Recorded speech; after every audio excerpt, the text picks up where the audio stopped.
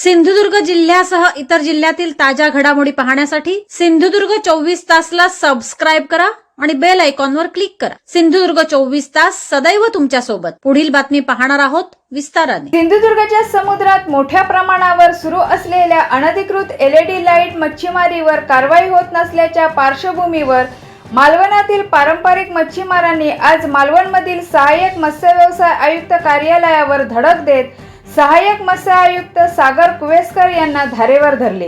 रात्रीच्या वेळी समुद्रात होणाऱ्या एलईडी लाईट मासेमारीचा झगमगाट मच्छीमारांना किनाऱ्यावरून दिसत असताना मत्स्य विभागाच्या अधिकाऱ्यांना सागरी सुरक्षा रक्षकांना दिसत का नाही असा सवाल संतप्त मच्छीमारांनी उपस्थित केला।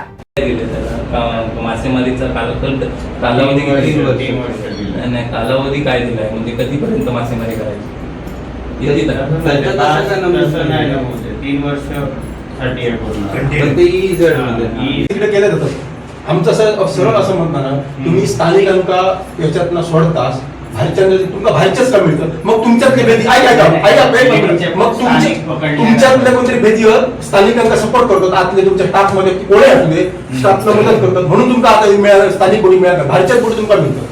एलईडी वर पण आपण स्थानिक पकडले, देवगडच्या 3 बोटीवर केसेस पण टाकले आणि फाईन पण लावले। नाही, पण पर्सिन नेट असताना पकडले की विदाउट पर्सिन पकडले? एलईडी बोटी मी विचारतोय ना, त्या पर्सिन सहित पकडले की विदाउट पर्सिन?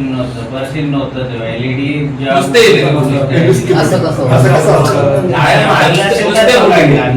जवळ पाहिजे। तुमच्या बोटीचं आकारमान काय आहे? ई झेडला तुमचं आकारमान काय आहे बोटींचं? काय लांबी रुंदी किती? त्यांनी किती आता मालवण मध्ये किती बोटींना परमिशन दिली? टोटल जिल्ह्यात आपण 20 तरी इश्यू काय माहित, मी तुम्हाला विचारलं ना, आता तुमच्या तो एक हे असेल, कॅटलॉग असेल ना, तुमच्या बोटीनं अशा अशा पद्धतीच्या बोटीनं असं लायसन दिलेलं आहे, रिंग देणार ना ते?